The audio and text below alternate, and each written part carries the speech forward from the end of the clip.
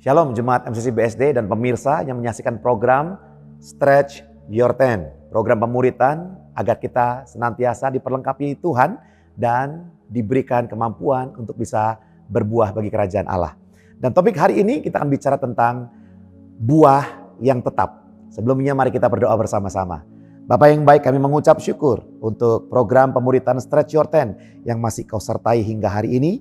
Berbicara lewat hamba-Mu ya Tuhan, dan biarlah firman Tuhan dapat dimengerti oleh pemirsa, oleh jemaat Tuhan yang menyaksikannya. Di dalam nama Yesus kami serahkan program ini dalam tangan-Mu. Haleluya, amin. Memiliki buah yang tetap, itu yang akan kita bahas pada hari ini. Nah, firman Tuhan di dalam kitab Yohanes pasal 15 ayat yang ke-9 sampai ayat 17. Perikopnya di situ tertulis perintah untuk saling mengasihi. Ya, kalau Bapak Ibu Saudara perhatikan, maka perikop ini dibuka di ayat ke-9 dan diakhiri di ayat yang ke-17. Nah, saya ingin sampaikan betapa perikop ini judulnya begitu penting. Kenapa? Ada 3 bagian utama yang kita bisa lihat, yaitu yang pertama, di bagian pertama dibuka pada ayat yang ke-9 dikatakan firman Tuhan, seperti Bapa telah mengasihi aku, demikianlah juga aku telah mengasihi kamu. Tinggallah dalam kasihku itu. Nah, pada bagian di tengah ayat 12 diulang lagi dan dikatakan oleh Yesus ayat ke-12, inilah perintahku, yaitu supaya kamu saling mengasihi seperti aku telah mengasihi kamu. Dan ayat ke-17 ditutup dengan topik yang sama. Yesus berkata, inilah perintahku kepadamu, kasihilah seorang akan yang lain.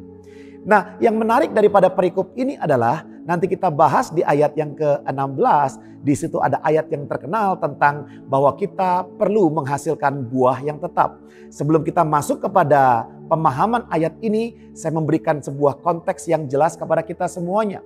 Bahwa ayat-ayat yang kita baca dari ayat 9 sampai 17 itu tentang perintah Tuhan untuk saling mengasihi. Ini adalah perintah, bukan anjuran, bukan juga ajakan. Ajakan sederhananya seperti begini. Saya mengajak teman saya untuk kita pergi ke sebuah tempat makan, maka dia mau atau tidak mau terserah dia, itu hak dia. Maka saya juga tidak boleh marah jika ajakan saya ditolak oleh dia. Setiap kita mempunyai hak untuk memutuskan mau diajak atau tidak, kan begitu. Namun yang kedua kita bisa lihat ini juga bukan anjuran. Anjuran itu seperti saya menganjurkan kepada staf saya, silahkan teman-teman ya, Anda bisa ikut menara doa seminggu sekali. Jika Anda mau berdoa bersama-sama, kita menopang jemaat Tuhan supaya mereka tetap di dalam perlindungan Tuhan. Ini sebuah anjuran. Anjuran juga saya bisa berkata bahwa silahkan saya menganjurkan teman-teman untuk setiap hari berolahraga. 10 menit kah atau 30 menit. Lebih baik 1 jam kita bisa berolahraga setiap hari. Ini anjuran. Maka tidak ada keterikatan orang yang kita anjurkan itu untuk dia harus melakukannya. Namun kalau kita pelajari di sini secara terang-terangan, secara belak-belakan, Yesus berkata kepada murid-muridnya bahwa inilah perintahku. Jadi untuk saling mengasihi ini bukan sebuah ajakan, bukan juga anjuran, tetapi perintah.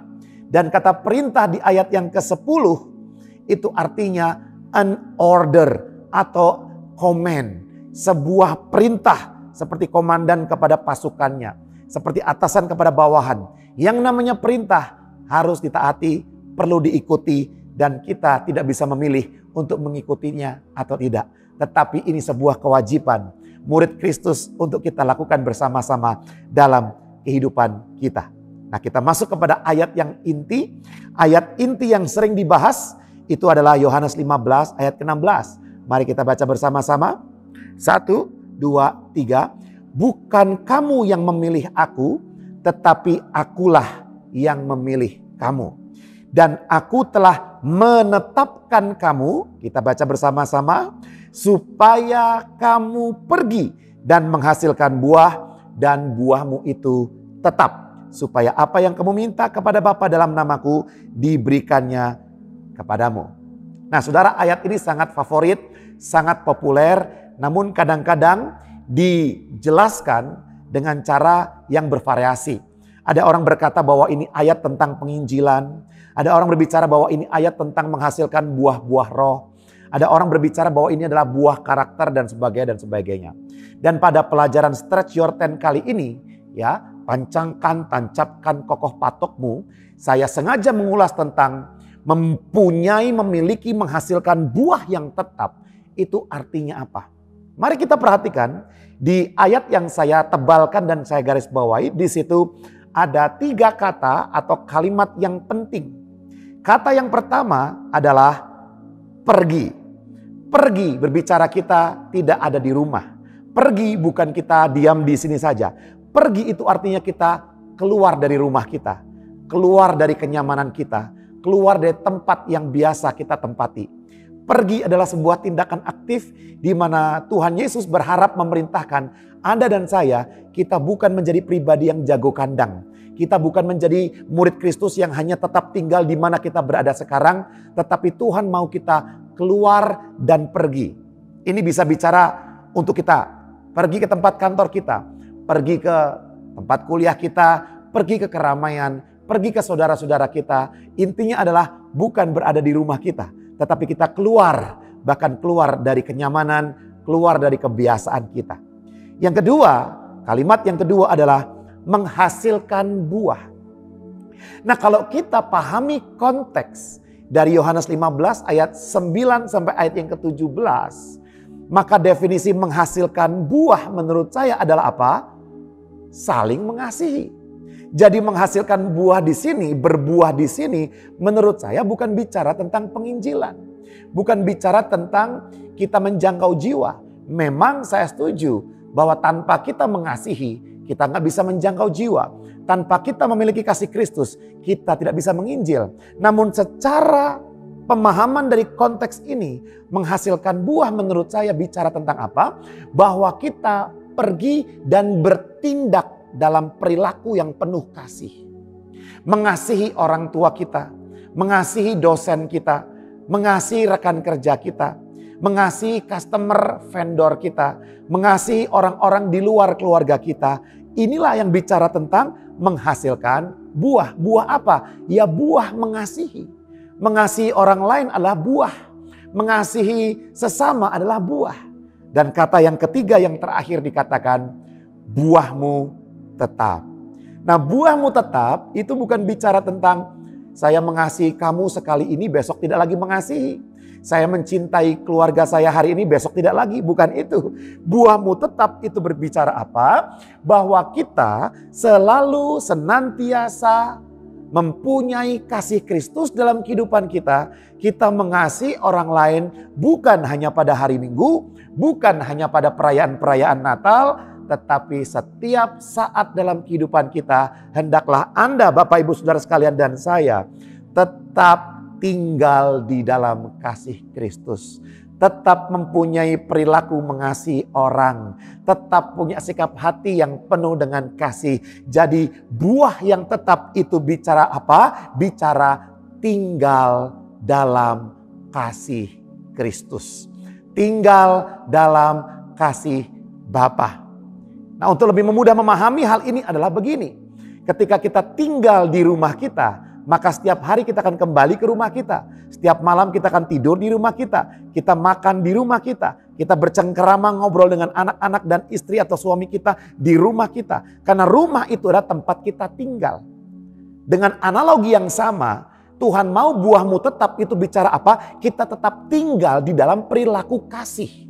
Tetap mengenakan kasih Bapa. Tetap mengenakan kasih Yesus. Artinya apa? Artinya setiap saat, setiap waktu, setiap hari kita selalu berada di dalam kasih Yesus. Nah, ada 3 prinsip yang saya mau bagikan tentang buah yang tetap itu artinya apa. Arti yang pertama, mari kita lihat satu persatu.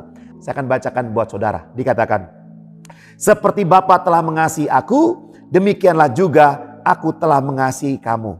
Tinggallah di dalam kasihku itu. Jikalau kamu menuruti perintahku, kamu akan tinggal di dalam kasihku. Seperti aku menuruti perintah Bapakku dan tinggal di dalam kasihnya. Jadi bagian pertama yang saya ingin sampaikan pada program ini, buah yang tetap itu bicara apa? Tinggal dalam kasih Tuhan agar Anda dapat mengasihi orang lain. Begitu mudahnya kita sakit hati dengan apa yang orang lain katakan. Begitu gampangnya kita kecewa dengan perilaku orang lain yang tidak seperti yang kita harapkan. Ya, itu adalah kedagingan. Kita adalah manusia duniawi yang bisa sakit hati, bisa kecewa, bisa marah. Ya, namun bagaimana caranya supaya kita bisa tetap tinggal di dalam kasih Tuhan? Tetap berbuah, tetap yaitu bisa mengasihi orang lain. Maka tak lain tak bukan. Caranya adalah tinggallah di kasih Tuhan. Agar kita bisa mengasihi dia. Bayangkan, Yesus yang adalah Tuhan.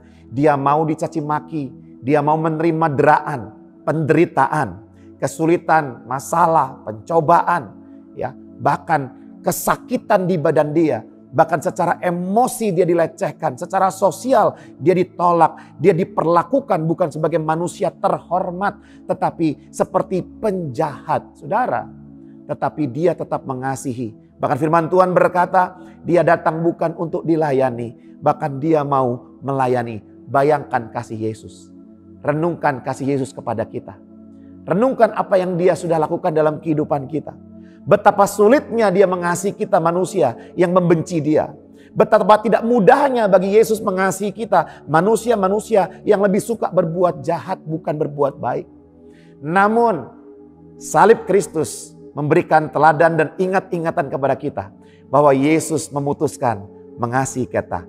Dia tetap memutuskan mati buat kita. Oleh karena itu perintah Tuhan agar kita berbuat tetap artinya apa? Tinggal di dalam kasih Tuhan. Agar kita dapat mengasihi orang lain. Orang yang mungkin kita anggap sulit. Orang yang mungkin pernah menyakiti hati kita. Orang yang tidak hormat kepada kita. Orang yang intinya melakukan banyak hal yang tidak baik kepada kita. Dengan orang-orang seperti ini pun kita diperintahkan untuk bisa mengasihi mereka. Bagian yang kedua, mari kita lihat ayat yang ke-11. Firman Tuhan dikatakan Yohanes pasal 15 ayat yang 11 dikatakan, semuanya itu kukatakan kepadamu supaya sukacitaku ada di dalam kamu dan sukacitamu menjadi penuh. Buah yang tetap, arti bagian yang kedua, ternyata tinggal dalam kasih Tuhan agar senantiasa memiliki sukacita. Buah yang tetap itu bicara apa? Kita tetap tinggal di dalam kasih Tuhan. Tinggal di dalam kasih Tuhan akan memampukan kita mengasihi orang lain. Dan yang kedua, tinggal di dalam kasih Tuhan itu supaya Anda dan saya senantiasa memiliki sukacita. Saudara, tentunya sangat berat ya untuk dalam kehidupan kita bersukacita terus menerus. Karena terlalu banyak hal-hal di dunia ini yang bisa membuat kita pada akhirnya kehilangan sukacita kita. Ketika kita sedang melihat anak kita sakit, lalu kita ke rumah sakit dan mendapatkan antrian nomor 30, saudara mungkin saat itu sukacita kita hilang. Sukacita kita juga bisa hilang tatkala kita terkena macet di jalan saudara, tiba-tiba ban kempes, atau dalam pelayanan kita tidak dihargai sebagaimana yang Anda harapkan. Atau kemudian Anda mempunyai keluarga atau teman atau sahabat yang ketika Anda ulang tahun atau wedding anniversary dan mereka tidak mengucapkan kepada Anda. Begitu mudahnya kita bisa kehilangan sukacita. Namun perhatikan baik-baik. Pertanyaan saya buat saudara hari ini, apakah Anda mau di dalam kehidupan ini, apapun situasinya, apapun keadaannya, apapun persoalannya, apapun berkatnya, apapun tantangannya, Anda tetap bisa memiliki sukacita dari surga. Jika Anda mau, maka syaratnya adalah tinggal di kasih Tuhan. Renungkan lagi, bayangkan betapa Yesus mengasihi kita. Betapa dia pribadi yang menerima kita tatkala orang-orang di luar menerima kita dengan syarat. Tetapi Yesus memutuskan menerima kita tanpa syarat. Bahkan dikatakan Alkitab, dia mati di kayu salib dalam keadaan kita masih berdosa. Kita masih belum bisa berbuat baik. Apalagi untuk melayani. Yesus mati di kayu salib saat kita belum bisa, belum mau melayani dia, saudara. Dan ketika kita hidup di dalam kasih, janji firman Tuhan adalah, maka hidup kita akan terus bersukacita. Maka sukacita Yesus akan menjadi sukacita kita juga. Saudara, Anda mau terus bersukacita dalam kehidupan? Tetap tinggal di kasih Yesus. Dan yang ketiga, ayat yang saya akan bacakan di ayat yang ke-13. Dikatakan, tidak ada kasih yang lebih besar daripada kasih seorang yang memberikan nyawanya untuk sahabat-sahabatnya. Saudara, Tuhan mau Anda pergi, keluar dari keluarga Anda, keluar dari rumah Anda, dan melakukan apa? Menghasilkan buah. Dalam konteks ini, menghasilkan buah artinya menghasilkan perilaku perbuatan mengasihi orang lain. Dan buahmu tetap berbicara tentang apa? Semangat mengasihi kita. Tidak boleh pudar. Kemauan, kemampuan, dan keinginan kita mengasihi orang lain tidak boleh pudar. Itu bicara tentang buahmu tetap. Yaitu tinggal di dalam kasih Bapa. Tinggal dalam kasih Bapa akan memampukan Anda mengasihi orang lain.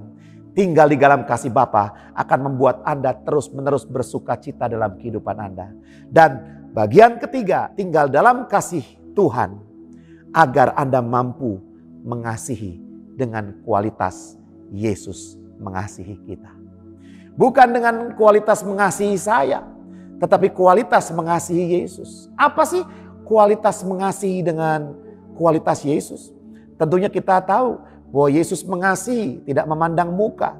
Tentunya Yesus mengasihi tidak pilih-pilih. Memilih yang kaya, memilih yang bermanfaat buat Anda, memilih yang baik dengan Anda. Tidak. Kualitas mengasihi Yesus adalah dia mengasihi semua orang. Bukan hanya orang yang seiman, yang di luar iman kita. Kita juga perlu mengasihi mereka. Bahkan mengasihi yang membenci. Bahkan mengasihi yang menampar kita. Bahkan berbuat baik kepada mereka yang berbuat jahat kepada kita. Oh, ini tantangan buat kehidupan kita. Jika kita hanya mengasihi orang yang mengasihi kita, apa upahmu? Itu kan kata Tuhan. Jika kita hanya memberi kepada orang yang memberi kepada kita, itu mah namanya balas jasa. Yesus tidak perlu mati untuk mengajarkan kepada kita kasih yang standar, kasih yang dunia. Tetapi Yesus mati di kayu salib karena dia ingin memberikan kepada kita standar mengasihi yang baru. Yaitu apa? Mengasihi yang tidak mengasihi kita, mencintai yang belum mencintai kita, memberi yang tidak pernah memberi kepada kita. Itulah kasih yang Tuhan mau kita pelajari bersama-sama. Bukan hanya pelajari, tapi kita praktekkan dalam kehidupan kita. Hari ini Bapak Ibu Saudara sekalian, program Stretch Your Tent, biarlah program pemuritan kita bisa mengubah kehidupan kita dari dalam dan keluar. Dan dalam topik buahmu tetap ini, 3 hal yang saya sampaikan dan saya mau kita semuanya tinggal di dalamnya. Berbuah tetap itu bicara apa? Bicara kita terus menerus dalam kehidupan kita. Tinggal di dalam kasih Tuhan. Tinggal dalam kasih Kristus. Tinggal dalam kasih Bapa. Sehingga apa? Yang pertama, agar Anda dan saya bisa mengasihi orang lain. Agar apa? Agar Anda dan saya bisa penuh dengan sukacita setiap saat. Dan yang ketiga, agar Anda dan saya kita bisa mengasihi orang lain dengan kualitas Yesus mengasihi kita. Tuhan Yesus memberkati. Mari kita berdoa. Terima kasih Bapa yang baik. Kami mengucap syukur untuk firman Tuhan. Ajar kami Tuhan untuk bukan hanya memahami firman-Mu, tetapi menjadi pelaku firman. Yang dengan segera akan mempraktekkan firman yang kami dengar hari ini kepada keluarga kami, kepada saudara kami, kepada tempat kerja kami, kepada orang-orang di luar kami. Kami akan pergi menghasilkan buah dan buah kami tetap. Terima kasih Tuhan Yesus. Di dalam nama Yesus kami berdoa dan mengucap syukur. Haleluya. Amin. Jika Bapak Ibu Saudara sekalian Anda ingin tetap mendapatkan program pemuritan, silakan Anda bisa like dan subscribe program ini di YouTube channel MCC BSD. Dan jika Anda juga ingin menjadi berkat bagi orang lain, Anda bisa share link ini kepada kerabat Anda, teman, dan keluarga Anda. Tuhan Yesus memberkati.